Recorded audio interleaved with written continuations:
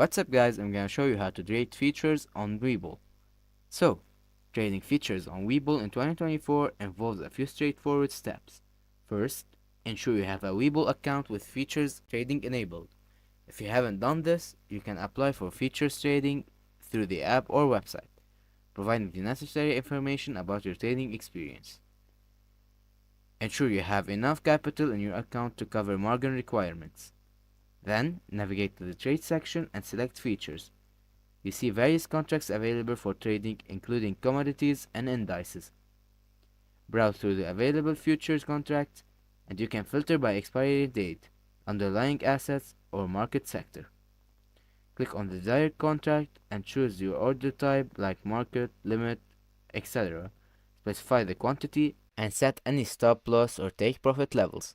After executing your trade, monitor your positions in the portfolio section. Webull provides real-time data and charts to help you track your performance.